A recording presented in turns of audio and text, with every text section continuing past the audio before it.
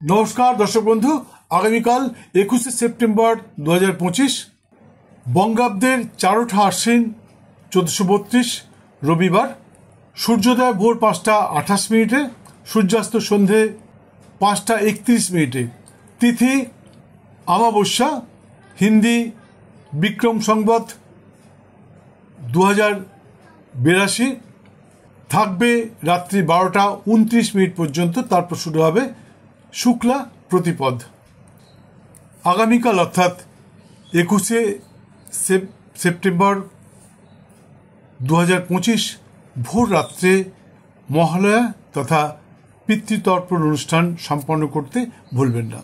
মনে রাখবেন, কোনো পবিত্র জলাশয়, গঙ্গা অথবা কোনো পবিত্র জলাশয়ে আপনি এই বা কোনো পবিত্র নদীতেও আপনি এই পিতৃতর্পণ করতে পারেন।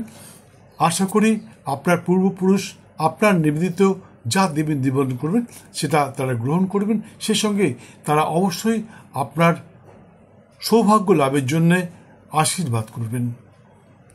আগামী পরশু অর্থাৎ 22 সেপ্টেম্বর 2025 রাত্রির থেকে শুরু হচ্ছে নবরাত্রিক পূজার অনুষ্ঠান।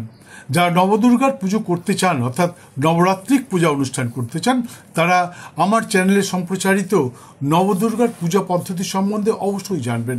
সেখানে পাট করে একটা ভিডিও ছেড়েছি যেখানে নবরাত্রিক পূজা সম্বন্ধে বলেছি, আর একটা এছাড়া 9টা পাঠ করে নবদুর্গার পাট করে পুজো পদ্ধতি, তার মন্ত্র, তার নিয়ম, কি করে আপনি পুজো দেবেন, এতে কি ফল পাবেন, মায়ের রূপ কীরকম, সব কিছু বলে দিয়েছি। যদি না দেখে থাকেন তাহলে অবশ্যই নবরাত্রিক পুজো পদ্ধতি দেখে নিন। আপনি করুন বা না করুন, ভিডিওটা দেখুন, জানুন কি হতে পারে, কি করতে পারেন। যদিও এই বছরে যদি আপনি করতে পারেন খুব ভালো, নাহলে সামনের বছরে করবেন। সামনের বছরে আবার বলবো এই নবরাত্রি পুজোর সময়। অনেকে ফোন করছেন, যারা ফোন করছেন তারা দেখে নিন আমার ভিডিওতে, দেখেন আমার গ্যালারিতে ঢুকলে আপনি নবরাত্রি পূজা পদ্ধতি জানতে পারবেন। যাই হোক, এই পুজোর প্রথম দিন অর্থাৎ 22শে সেপ্টেম্বর সন্ধ্যায় শুরু হবে নবদুর্গার প্রথম রূপ অর্থাৎ শৈলপুত্রীর পূজা অনুষ্ঠান। এরপর এক এক করে প্রতিদিনের পূজা অনুষ্ঠান দেওয়া রয়েছে, দেখতে ভুলবেন না। যাই হোক, আগামীকাল যেসব শিশু সন্তানের জন্ম হবে তাদের হবে। একটা কথা এখানে বলতে ভুলে গেলাম, আমার ওয়েবসাইটে গিয়ে আপনারা লিখিতভাবে সব কিছু জানতে পারবেন। এখানে কিন্তু আমি ওয়েবসাইটে লিখিত দিয়ে দিয়েছি।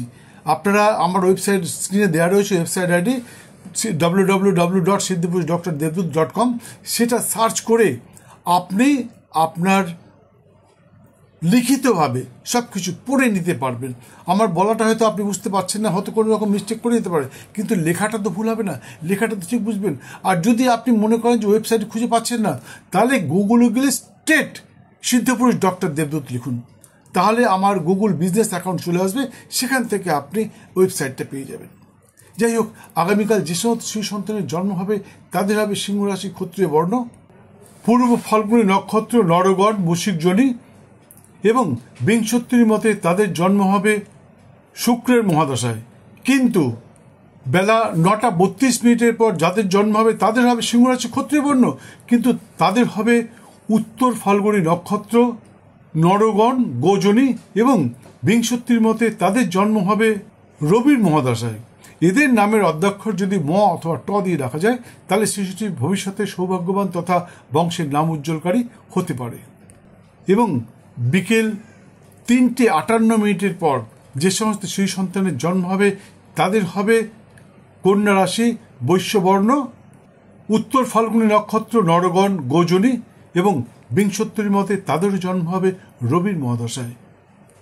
এদের নামের অধ্যক্ষর যদি প, ঠ, মধ্যে স অথবা দন্তের ন দিয়ে রাখেন তাহলে শিশুটি ভবিষ্যতে সৌভাগ্যবান তথা বংশের নাম উজ্জ্বলকারী হতে পারে।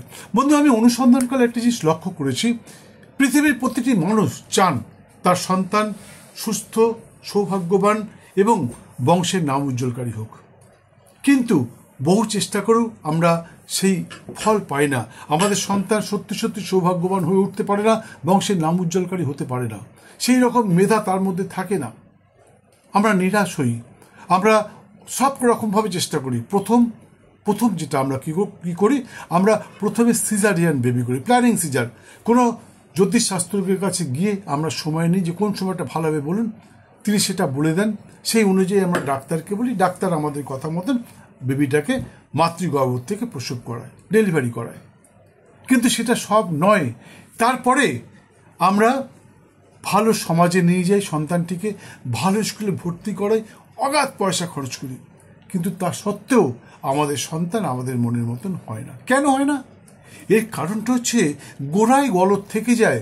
বন্ধু, ভ্রূণের জন্ম দেওয়ার অর্থাৎ স্বামী স্ত্রীর মিলনের আগে আপনাকে পদক্ষেপ নিতে হবে। কি করবেন? কোনো বিদগ্ধ জ্যোতিষশাস্ত্রজ্ঞের কাছে যান, যে তাকে বলুন যে আমরা একটা সন্তান নিতে চাই, আপনি সময়টা বলুন। তিনি যদি সত্যি জ্যোতিষ হন তাহলে আপনাকে সে সময়টা বলে দেবে। সেই অনুযায়ী আপনি সেই জ্যোতিষের পরামর্শ অনুযায়ী, যাদের হয়ে গেছে তাদের কিছু করবার নেই, যাদের আগামী দিনে যাদের হবে, হাতে একটা বাচ্চা হয়েছে আর একটা বাচ্চা আপনি নিতে চাইছেন, বা নতুন কাপল নতুন বিয়ে করেছেন, তারা সন্তান নিতে চান, তারা কি করবেন? কোনো বিদগ্ধ জ্যোতিষশাস্ত্রীর কাছে যান, তার কাছে যে বলুন। মনে রাখবেন, হাত, পা, মুখ, নামের অধ্যক্ষর, বাবার নাম, ঠাকুর দাদার নাম ইত্যাদি ইত্যাদি দেখে, টিয়া পাখি কার্ড, নতুন বেরিয়েছে কার্ড, আরো অনেক কিছু বেরিয়েছে, এইসব দেখে কিন্তু জ্যোতিষ হয় না। এইসব দেখে আপনাকে পাথর কবচ বিক্রি করা যায়, সুন্দর সুন্দর গল্প বলা যায়। কিন্তু জ্যোতিষ বিচারের জন্য আপনার দরকার ব্যক্তির জন্মের দিন, তারিখ, মাস, বছর, সময়, এই স্থান এবং সঠিক সময়ের বৃত্তান্ত। এই সঠিক সময়ের বৃত্তান্ত ছাড়া এবং এই 6 তথ্য ছাড়া পৃথিবীতে এখনো কোনো প্রক্রিয়া আবিষ্কৃত হয়নি যার দ্বারা ব্যক্তির জন্মকালীন গ্রহের নক্ষত্রগত ডিগ্রি, পল বিপল নির্ধারণ করা সম্ভব নয়। তাই জন্যেই যার কাছে যাবেন তিনি যদি বলেন যে আপনার জন্মের সময় তারিখ বলুন, এবং স্বামী স্ত্রী উভয়ের জন্মের সময় তারিখ নিয়ে তিনি অঙ্ক কষে বের করবেন যে এখানে জ্যোতিষটা সম্পূর্ণ একটা অঙ্কশাস্ত্র। এই অঙ্কশাস্ত্রের উপর বিচার করে আপনাকে বলে দেবে যে এই সময় আপনি মিলিত হন, এই সময় মিলিত হওয়ার পর যে ভ্রূণটির জন্ম হবে সেই ভ্রূণটি যখন পরিপুষ্ট হওয়া হয়, সেই পরিপুষ্ট হওয়ার পর আবার কোনো বিদগ্ধ জ্যোতিষশাস্ত্রজ্ঞের কাছে যান বা তার কাছে যান যার কাছে আপনি গেছিলেন। প্রয়োজনে আপনি স্ক্রিনে দেওয়া নাম্বারে ফোন করে আমার কাছে আসতে পারেন, আমি বলে দেব। এবং তারপর ডাক্তারকে বলে আপনি প্ল্যানিং সিজার অর্থাৎ সিজার করিয়ে শিশুটিকে ভূমিষ্ঠ করান, মাতৃগর্ভের থেকে প্রসব করান। দেখবেন আপনার সন্তান আপনার মনের মতন হবে, এতে কোনো সন্দেহ নেই। হ্যাঁ, এটাই সত্যি। যাই হোক, যদি ভিডিওটা ভালো লেগে থাকে তাহলে একটা লাইক দিয়ে বেল আইকনটি বাজিয়ে দিন, কারণ অনেকেই সেকেন্ড টাইম আমার ভিডিও দেখতে পান না। আমার ভিডিও দেখবার জন্য বেল আইকন বাজিয়ে দিন না। ভালো লাগলে সাবস্ক্রাইব করে আবার গ্যালারিতে পৌঁছে যান। সেখানে গেলে 1500 বেশি জ্যোতিষতন্ত্র, বাস্তুশাস্ত্রের উপর ভিডিও দেওয়া রয়েছে, সেগুলো দেখে আপনি আপনার জীবনের যে কোনো সমস্যার সমাধান করতে পারবেন।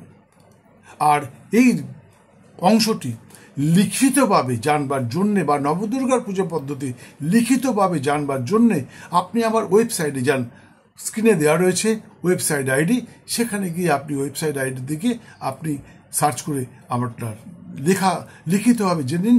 আর যদি ওয়েবসাইট খুঁজতে না পারেন তাহলে গুগলে গিয়ে প্লেন সিদ্ধপুরুষ ডক্টর দেবদূত লিখুন, SIDDHPURUSHDR.DEVDUT, সিদ্ধপুরুষ ডক্টর দেবদূত লিখুন, লিখে সার্চ করুন। আমার গুগল বিজনেস অ্যাকাউন্ট খুলে যাবে, সেখানে গিয়ে আপনি সব কিছু জানতে পারবেন। যাই হোক, সুস্থ থাকুন, ভালো থাকুন, আপনাদের সকলের সমস্ত মনস্কামনা পূর্ণ হোক। সামনে পুজো আসছে, পুজোয় মায়ের কৃপা লাভ করুন। দিনটা আপনাদের সকলে ভালো যাক। জয় মা।